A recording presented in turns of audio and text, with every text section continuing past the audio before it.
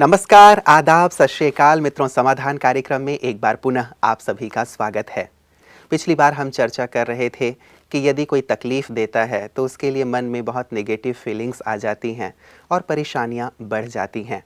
जब इसकी चर्चा कर रहे थे तो मुझे एक बहुत ही प्रेरक कहानी याद आ रही थी कि एक सन्यासी गंगा में स्नान कर रहे थे। उन्होंने देखा कि एक बिच्छू बहता हुआ जा रहा है। उन्होंने बिच्छू को उठाया अपने हाथ में और बाहर की ओर ले जाने लगे ताकि बिच्छू के प्राण बच सके। बिच्छू ने डंक मारा और फिर से पानी में कूद गया। सन्यासी ने फिर से उस बिच्छू को उठाया और किनारे की ओर चलने लगे। फिर से बिच्छू ने डंक मारा, पानी में कूद गया। ये घटना बार बार जारी रहा। किनारे कोई खड़ा हुआ था, उसने कहा कि महाराज छोड़िए ना, बिच्छू को मर जाने दीजिए। सन्यासी जी ने एक बहुत सुंदर बात कही। उन्होंने कहा कि देखो, यदि दुष्ट अपनी दुष्टता नहीं छोड़ रहा है तो सज्जन को अपनी सज्जनता भी तो नहीं छोड़नी चाहिए। बिच्छू का काम है डंक मारना, लेकिन एक सज्जन व्यक्ति का काम है किसी के प्राण बचाना। वास्तव में कितने महान विचार हैं, और यदि ऐसे ही महान विचार हमारे जीवन में होते हैं तो छोटी मोटी घटनाएं हमारे लिए सहज हो जाती हैं, और छोटी मोटी न भी हों, बहुत बड़ी भी हों, तो भी हमारा जीवन सरल, सहज, सुखमय और शांतिमय हो जाता है। आइए इन्हीं सुंदर विचारों के साथ आज के इस एपिसोड की शुरुआत करते हैं आदरणीय भ्राता जी के साथ। भ्राता जी, आपका बहुत बहुत बहुत स्वागत है। थैंक्स। भ्राता जी, पिछली बार जो हम चर्चा कर रहे थे, एक फ़ोन कॉल आया और उन्होंने भी यही बात कही कि सचमुच क्षमा कर देना। यदि जीवन में बहुत बड़ी बड़ी बातें किसी व्यक्ति ने हमारे लिए की हों और उसे हम अब भी झेल रहे हों और ऐसा लग रहा है कि पूरे जीवन झेलना पड़ेगा, तो उस व्यक्ति को क्षमा करना बहुत दुभर हो जाता है, कठिन हो जाता है। क्या बिल्कुल यही बात जो आपने कही, जो महाराज ने कही, महात्मा ने कही कि दुष्ट यदि अपनी दुष्टता नहीं छोड़ता तो हम अपनी सज्जनता को, अपनी महानताओं को क्यों छोड़ें। हमारा काम सुख देना है, उनका काम कष्ट देना है। आखिर एक दिन आएगा, उनको भी जो वो दूसरों को कष्ट दे रहे हैं उसका रिटर्न प्राप्त हो जाएगा।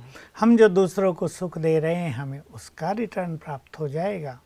लेकिन ये इस महानता को अपने अंदर लाने के लिए मनुष्य को अपना स्पिरिचुअल लेवल बहुत ऊंचा उठाना पड़ता है, नहीं तो टिट फॉर टैट, जैसे को तैसा। यही मनुष्य का स्वभाव बन गया है आजकल, और इससे बहुत नुकसान हो रहे हैं। जो आपसी मतभेद हैं, जो तनाव हैं, जो कटुता है, वो रुक नहीं पा रही है इन चीज़ों के लिए। लेकिन अगर एक झुक जाए, एक का मन सद्भावनाओं से भर जाए, तो वास्तव में ये समस्या हल हो जाती है। हम इसमें बहुत अधिक अनुभव से देखते हैं महात्मा बुद्ध का जीवन चरित्र जी, कि उनको कष्ट दिया जा रहा था उसके अपने ही चचेरे भाई की ओर से सबसे ज़्यादा। और भी थे लेकिन उनकी ओर से सबसे ज़्यादा।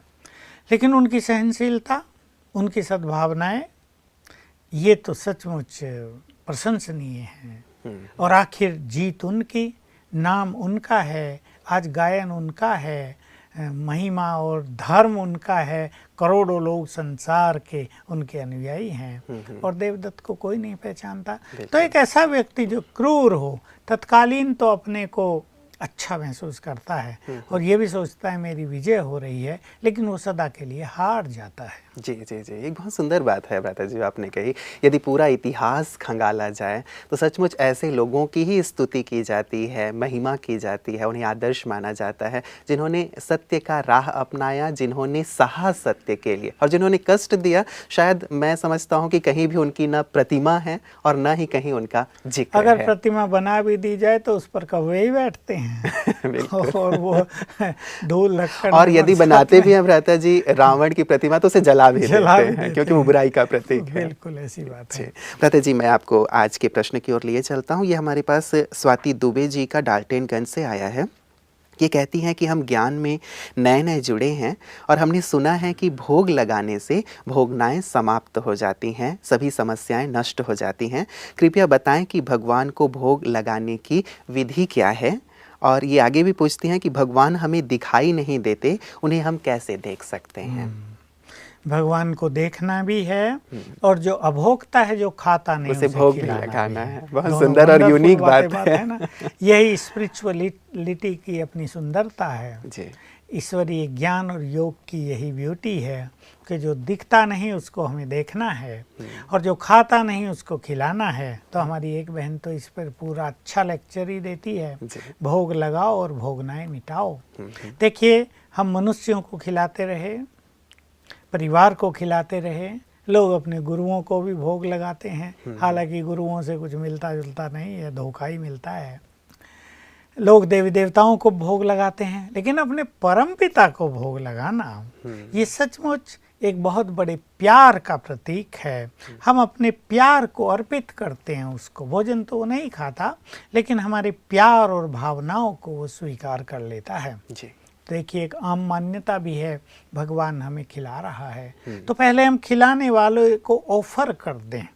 तो इसके दो तरीके होंगे। एक तो जो भोजन रोज हम खाएं उसको भी परमात्मा समर्पित करके, जो भी हमारे सामने आई सामने फिर हम भोजन करें कि तुमने हमें ये भोजन दिया है। प्रकृति को भी धन्यवाद दें और परमपिता को भी धन्यवाद दें, तुमने हमें ये पालना के लिए भोजन दिया है। अगर प्रकृति हमें ये भोजन न देती तो कैसा होता जी। कुछ भी न चलता, संसार ही न चलता। दोनों को थैंक्स दे के अर्पित कर देंगे, पहले तुम स्वीकार करो।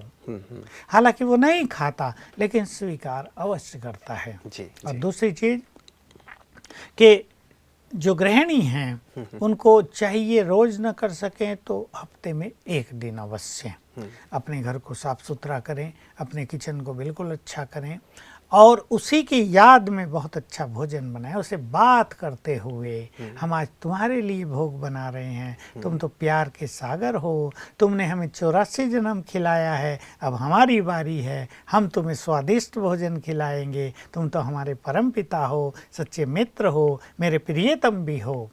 और ये अभ्यास करते हुए कि मैं परम पवित्र हूँ, भोजन बनाएं बहुत प्यार से।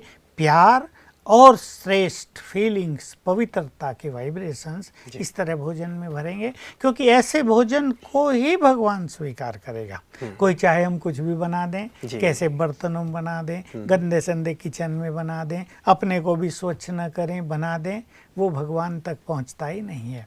तो जो भोग बनाने वाला है, जो माताएं भोग बनाएंगी, उनको संपूर्ण पवित्र होना चाहिए, नहा धो के कपड़े बदल के भोजन तैयार करना चाहिए, प्यार और पवित्रता के संकल्पों के साथ जिनकी हमने चर्चा की। अगर बर्तन भी बिल्कुल अलग रखने हैं उनके, और अगर किसी घर में ये व्यवस्था नहीं हो सकती तो बर्तनों को अच्छी तरह से साफ करके फिर भोजन बनाएंगे। लेकिन ऐसे बर्तनों का प्रयोग बिल्कुल नहीं करेंगे जिनमें नॉन वेज बनता हो। उस किचन में भी ये भगवान का भोग नहीं बन सकता जहाँ नॉन वेज बनता हो।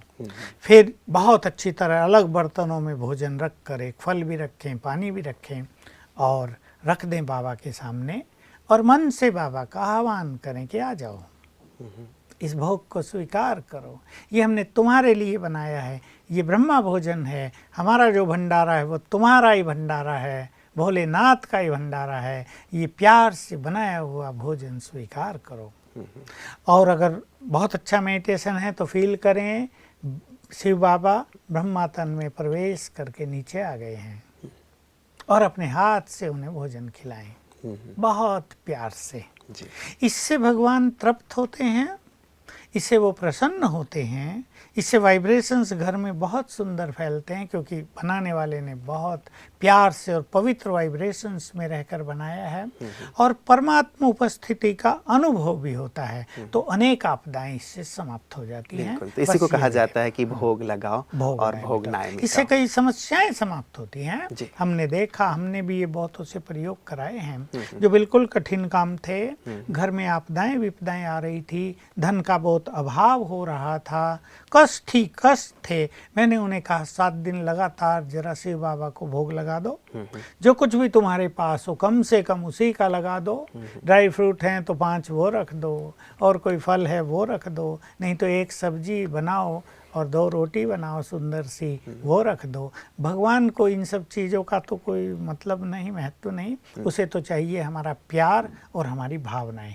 उससे वो राजी होकर उस घर पर अपनी दृष्टि डाल देता है, अपने वाइब्रेशंस वहाँ दे देता है और समस्याएं लोप होने लगती हैं। भ्राता जी, एक तो बात हुई कि हम भोग विशेष बना कर के लगाएं, लेकिन रोज जो हम भोजन खा रहे हैं क्या उसे भी इसी रूप में स्वीकार कराना चाहिए? इसी रूप में, लेकिन वो भोजन बिल्कुल पवित्र होना चाहिए, अन्यथा उसको भगवान स्वीकार नहीं करते। और मान लो वो किसी के भी हाथ से बनाया गया है घर में जो पवित्र नहीं है, तो उसे दृष्टि देकर 7 बार संकल्प करना चाहिए, मैं परम पवित्र आत्मा हूँ। तब उसको परमात्मा अर्पण करना चाहिए। उसे हम ऐसे खिला नहीं सकते, पर उसको हम अर्पित कर दें कि ये तुमको अर्पित है, तुम्हारी ओर से हम कई बार ये समस्या आती है भ्राता जी, कुछ लोग हैं जो ट्रैवलिंग करते हैं, उन्हें बाहर कभी भोजन, मान लीजिए लंबे टूर पे गए हैं तो संभव नहीं हो पाता वहाँ कुछ बनाना, तो उन्हें कुछ भोजन लेना पड़ता है। या कुछ लोग जो मिलिट्री में हैं, मैस में खा रहे हैं उनके लिए, या कुछ बच्चे हॉस्टल्स में हैं, उन्हें वहाँ पे ये लेना पड़ता है। तो वहाँ पे क्या इस भोजन को वो इस रूप में भोग स्वीकार करा सकते हैं? उनके लिए ईश्वरीय आज्ञा यही है जी कि वो भोजन की थाली को लेकर सामने उसे दृष्टि दे के बहुत अच्छी तरह 7 बार संकल्प करेंगे, मैं परम पवित्र आत्मा हूँ। फिर उस भोजन को परमात्मा अर्पित करें जी कि ये तुम्हारा भोजन है, इसे स्वीकार करो। और तो उस पर भी भगवान की दृष्टि आ जाएगी, शिव बाबा की दृष्टि, जो रही सही उसमें इम्प्योरिटी वो भी खत्म हो जाएगी, फिर उसे खाएं। बिल्कुल। तो जो जहाँ पे भी हैं जरूर भोग लगा करके भोग स्वीकार कराएं पहले परमात्मा को, उसके बाद स्वयं ग्रहण करें ताकि वो भोजन शुद्ध हो जाए, पवित्र हो जाए। और विशेष रूप से यदि कोई आपदा है तो जैसे आपने कहा 7 दिन या 11 दिन या 21 दिन जिस भी प्रकार से हो, एक शुद्ध भोजन तैयार करके उसके पश्चात परमात्मा को अर्पित करें ताकि कोई भी समस्या है तो समस्या दूर हो जाए। इसके अलावा इस भोजन को हम बेस्ट मेडिसिन बना सकते हैं, बहुत सुंदर औषधि। मान लो किसी को डाइजेशन की समस्या है, भोजन पचता नहीं है, या भोजन खाते ही गैसेज बनती हैं, पेट दर्द होता है, एसिड बनते हैं, तो भोजन को ऐसे ही दृष्टि देकर 7 बार संकल्प करें, मैं परम पवित्र आत्मा हूँ। फिर इस संकल्प से खाएं कि ये भोजन मेरे लिए औषधि है, ये ठीक से हजम हो जाएगा, इससे मेरे पेट में कोई तकलीफ नहीं होगी, मैं बहुत हेल्दी रहूँगी, इससे रहूँगा। ऐसे संकल्पों के साथ, यानी भोजन खाने में भी जितना प्यार उसमें हम भरते हैं ना, और उसको बहुत भावना से खाते हैं, उसका इफेक्ट बहुत होता है। और मान लो भोजन आते ही हमने नाक चढ़ाई, कैसा भोजन है, पता नहीं इसको खाने से तबीयत खराब ना हो जाए, मेरे तो पहले ही गैस बनती है, ये खाऊंगा तो और बन जाएगी। तो ये संकल्प भोजन में निगेटिविटी भरेंगे और उसका निगेटिव प्रभाव हमारी हेल्थ पर आएगा। इसीलिए शायद हमारी संस्कृति में अन्नपूर्णा माता या अन्न देवी कहा गया और उसके तिरस्कार को खास वर्जित किया गया है कि आप उसका तिरस्कार बिल्कुल ना करें। बिल्कुल तिरस्कार नहीं। और हमारे यहाँ तो हिंदू धर्म में बहुत अच्छी परंपरा रही थी कि भोजन आते ही कुछ मंत्र जाप करते थे, और मंत्र जाप यही थे कि भगवान को धन्यवाद, प्रकृति को धन्यवाद, फिर थोड़ा सा निकालते थे जीव जंतुओं के लिए थे पानी, और फिर खाते थे। तो ये मतलब भोजन को सम्मान देने की बात है। जब हम भोजन को सम्मान दे रहे तो भोजन भी हमें सम्मान देगा, डाइजेस्ट भी होगा और कभी अन्न का अभाव भी नहीं रहेगा। भ्राता जी, ये दूसरा जो हमारे पास प्रश्न है, पायल हैं बंगा पंजाब से, कह रही हैं कि मेरा ग्रेजुएशन पूरा हो गया है, मैं पिछले 2 साल से बैंक का एग्ज़ाम दे रही हूँ, लेकिन हर बार 1-2 नंबर से चूक जाती हूँ। इस बार फिर से मैं प्रयास कर रही हूँ, कृपया आशीर्वाद दें कि इस बार मेरा सिलेक्शन हो जाए। हाँ बिल्कुल, हमारी शुभ भावनाएं तो इनके साथ हैं, लेकिन मैं ये कहूँगा कि जब तक इनका इंटरव्यू आए और एग्ज़ाम की भी रिजल्ट आए, तब तक ये रोज़ सवेरे उठकर 7 बार संकल्प करें, मैं मास्टर सर्वशक्तिवान हूँ, सफलता मेरा जन्मसिद्ध अधिकार है। बहुत कॉन्फिडेंस के साथ कि इस बार मुझे सफलता मिलेगी ही, और एक बहुत अच्छी भावना बैठा लें कि इस बार मेरा सिलेक्शन होगा ही। एक विजन बना लें कि मुझे अपॉइंटमेंट लेटर दिया जा रहा है, बस अब जल्दी 15 दिन में या जितने भी दिन हो, और उसको एंजॉय करें कि बस अब तो जो मिल गई मुझे जैसे। तो इनके अपने जो सुंदर वाइब्रेशंस हैं वो इनको सफलता दिलाएंगे। बिल्कुल। हम उम्मीद करते हैं भ्राता जी, उम्मीद ही नहीं हमें पूरा विश्वास है कि ऐसे सुंदर अभ्यास से पायल इस बार निश्चित रूप से सेलेक्ट होंगे। और जब आप सेलेक्ट हो जाएं पायल, तो निश्चित रूप से हमें खुशखबरी अवश्य दीजिएगा ताकि हम फिर से इसे शेयर करें। भ्राता जी, ये हमारे पास अगला आया है बैतूल से। शारदा जी लिख रही हैं, कहती हैं कि मेरा बेटा पढ़ाई में बहुत अच्छा है, लेकिन अब उसे क्रिकेटर बनने का शौक चढ़ गया है। ज़्यादातर समय क्रिकेट खेलता रहता है, लेकिन इस फील्ड में उसे आगे बढ़ने के सही अवसर नहीं मिल रहे हैं। इससे वो चिड़चिड़ा हो गया है और देर रात तक उसे नींद भी नहीं आती है। कृपया बताएं क्या करें। देखिए, यही हुआ क्योंकि वो पढ़ने में बहुत इंटेलिजेंट है। अब वो पढ़ाई छोड़ के क्रिकेट को समय दे रहा है और उसमें उसे प्रॉपर सफलता नहीं मिल रही, तो उसमें कंफ्यूजन हो रहा है कि इससे तो अच्छा मैं पढूं। लेकिन उसकी रुचि क्योंकि उस तरफ है, तो दो रुचियों में क्लैश हो रहा है, इसलिए इसको डिप्रेशन सा हो रहा है, इसलिए इसको नींद नहीं आ रही। परंतु ये तो जीवन के लिए अच्छा नहीं है। इस लड़के को मैं डायरेक्ट कहूँगा कि जीवन बहुत इम्पोर्टेंट चीज़ है। अगर एक फील्ड में मनुष्य को मनचाही सफलता न मिल रही हो, तो दो तरीके हैं, या तो उसे छोड़ के दूसरा जो फील्ड है इसका कि भाई ये बहुत इंटेलिजेंट है, अपनी स्टडी पर ध्यान दे, बहुत अच्छे मार्क्स ले और फिर कंपटीशन दे, बहुत अच्छी सर्विसेज में जाए।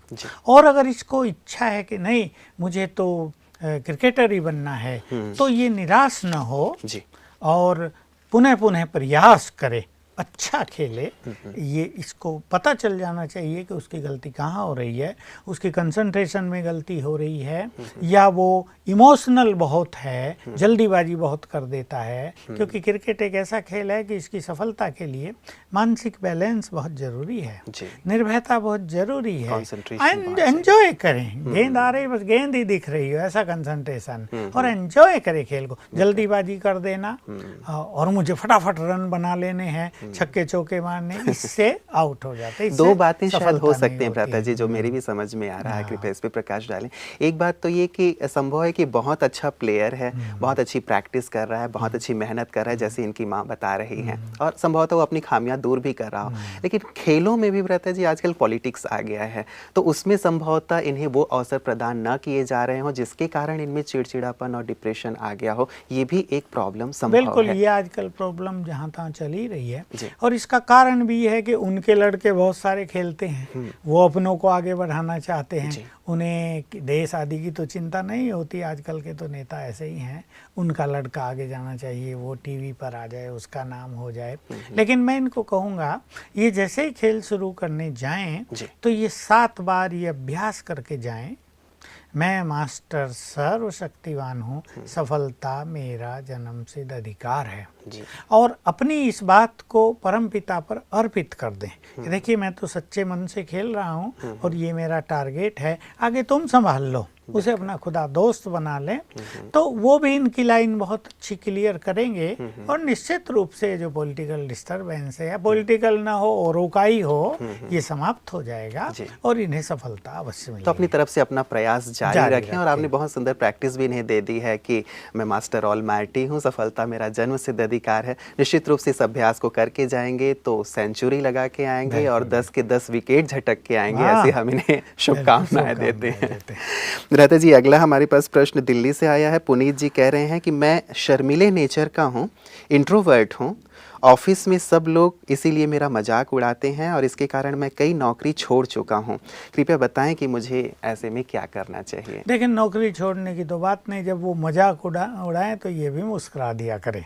इसका अच्छा तरीका ये है, जब वो मजाक उड़ाते हैं ये चिड़चिड़ा हो जाता है, उनकी तरफ जरा घूरता होगा तो उनको और मजा आता है, वो और करेंगे और ये होगा परेशान। प्रैक्टिकल तरीका, इस चीज को लाइटली लें और मुस्कुरा के आगे बढ़ें, अपना काम चालू रखें, तो वो समझ जाएंगे भाई हमारी जोक्स दाल नहीं गलेगी, असर नहीं पड़ता, इसको छोड़ दो, ये ठीक है, अपने काम में मस्त रहता है। इस साइकोलॉजी का प्रयोग इन्हें अवश्य करना चाहिए। लेकिन इनकी जो ये शर्मीली नेचर है, बहुत जो ये इंट्रोवर्ट हैं, किससे मिलते जुलते नहीं, घुलते मिलते नहीं, इसको दूर करने के लिए इन्हें कुछ प्रैक्टिस अवश्य कर लेनी चाहिए। और उसकी प्रैक्टिस हमारे ईश्वरीय ज्ञान में है, स्वमान की प्रैक्टिस। स्वमान से हम खुल जाते हैं, हमें अपनी विशेषताओं का आभास होता है, हमें अपनी शक्तियों का आभास होता है, वो जागृत होने लगती हैं और ये जो शर्मीली नेचर है समाप्त होने लगती है। हमारे यहाँ सेवाओं के बहुत अच्छे अच्छे प्रोग्राम चलते हैं जिसमें हम एग्जीबिशंस लगाते हैं गांव-गांव में जाकर। ये हर सेंटर्स, हर सेवा केंद्र की ओर से प्रोग्राम चलते ही रहते हैं। स्कूलों में भी हमारे प्रोग्राम चलते हैं बच्चों को बहुत कुछ सिखाने के, और भी बहुत सारे प्रोग्राम चलते हैं। ये उनमें हिस्सा लेने लगे तो चित्रों पे जब ये समझाएंगे तो इनमें जो शर्मीलापन है ना वो थोड़ा खुलने लगेगा। मिक्सअप नहीं होते होंगे वही लोगों के वो साथ। खुलने लगेगा और वहाँ प्रदर्शनी में और भी भाई बहनें बहुत आते हैं तो निश्चित रूप से वो कब तक किससे बात नहीं करेगा, उसको तो करनी होती है वहाँ। ये हमने बहुतों के केस देखे कि जो इस तरह की नेचर वाले होते हैं, जब वो इस तरह एग्जीबिशन समझाने लगते हैं तो बहुत खुल जाते हैं और फिर ये उनकी शर्मील नेचर नष्ट हो जाती है और वो अपने फील्ड में सफल होने लगते हैं। बिल्कुल, तो अच्छे स्वमान की प्रैक्टिस करें और थोड़े से खुलें, बाहर आएं और यदि कोई टॉन्टिंग कर रहा है, कमेंट्स कर रहा है तो उतना ज़्यादा उसको तवज्जो न दें ताकि वो करते करते खुद ही बंद अपने कर दें। साथियों से भी इन्हें बातचीत करते रहना चाहिए। अभी क्योंकि इनको ऑफिस में काम करना है, बदलेंगे कब तक, कभी नौकरी मिलेगी कभी नहीं मिलेगी और बात ये होगी जहाँ जाएंगे वहीं ये समस्या होगी क्योंकि समस्या दूसरे नहीं है, समस्या इनकी अपनी नेचर है।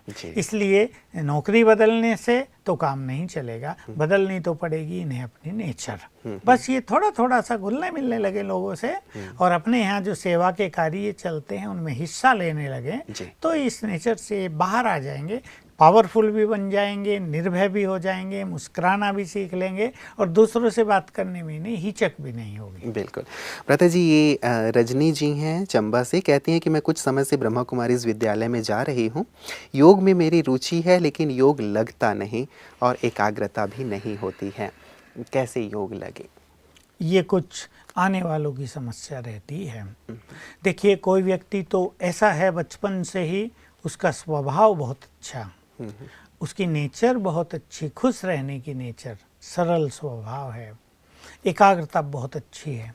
ऐसे लोग तो राजयोग के पथ पर आते ही तुरंत सफल होने लगते हैं।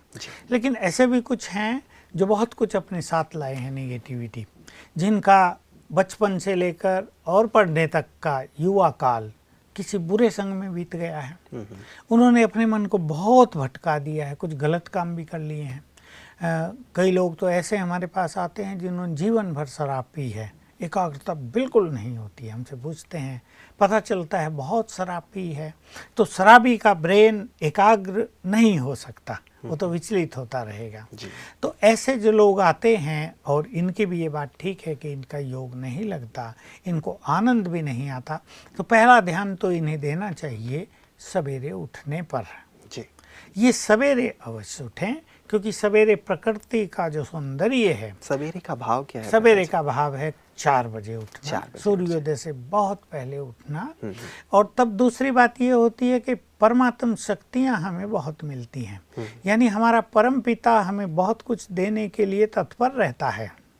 सारा दिन नहीं, सारा दिन तो हम भी अपने में बिजी हैं, हमें उसकी ओर देखने का कम मौका मिलता है। लेकिन सवेरे हम भी उसकी ओर देखते हैं और वो भी बहुत सारे वरदान, बहुत सारी सिद्धियां, बहुत सारी शक्तियां हमें देने के लिए तत्पर रहता है। उसका फायदा हमें मिलेगा। तो एक तो इनको जल्दी उठना है। इनका योग न लगे, ये ईश्वरीय महावाक्यों का अध्ययन कर लें या एक दूसरा काम कर लें, उठते ही ये शांत में बैठकर लिखें, मैं मास्टर सर्वशक्तिवान हूँ 108 बार। लिखते लिखते इनके ब्रेन को बहुत अच्छी एनर्जी जाएगी और 2-4 दिन में इन्हें फील होने लगेगा कि मन एकाग्र होने लगा, आप ही योग युक्त हो जाएगा, योग करने को मन करेगा। इनकी ये एक परेशानी है कि योग में उनको रुचि नहीं हो रही है, कि इंटरेस्ट जैसा नहीं आ रहा है, ऐसा नहीं लगता इनको कि उससे कोई सुख मिलता है। तो ऐसा लिखने से इनको एक सुख का आभास होने लगेगा और बहुत अच्छी फीलिंग इन्हें योग में मदद करेगी। फिर ये सुने रोज ईश्वरीय महावाक्य। ईश्वरीय महावाक्यों में बहुत अच्छी अच्छी चीज़ें आती हैं, सुंदर विचार हमें मिलते हैं। कहीं कहीं तो ऐसे विचार मिलते हैं जो हमारी बुद्धि की गांठों को खोल दें। उसको सुनने से इनको सुख भी मिलेगा, आनंद भी आएगा। बाकी ये ऐसा करें कि 5-5, 10-10 मिनट अपने घर में बैठकर 3 बार योग की प्रैक्टिस करें।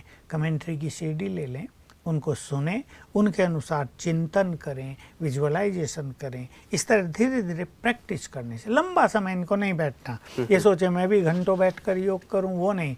10-10 मिनट 3 बार या 5 बार ये ऐसी प्रैक्टिस डालेंगे तो सब कुछ सहज होता जाएगा। बिल्कुल। वैसे भी योग के मार्ग में या किसी भी मार्ग में पहले कदम रखते हैं तो वो मार्ग कठिन प्रतीत होता ही है, असहज महसूस होता है, लेकिन जैसे जैसे अभ्यास करते जाते हैं तो सब कुछ सहज हो जाता है। भ्राता जी आपका बहुत बहुत धन्यवाद। मित्रों, कहा जाता है practice makes a person perfect. जितना ज़्यादा हम अभ्यास करते हैं उतना ही कोई भी चीज़ सहज और सरल होता चला जाता है।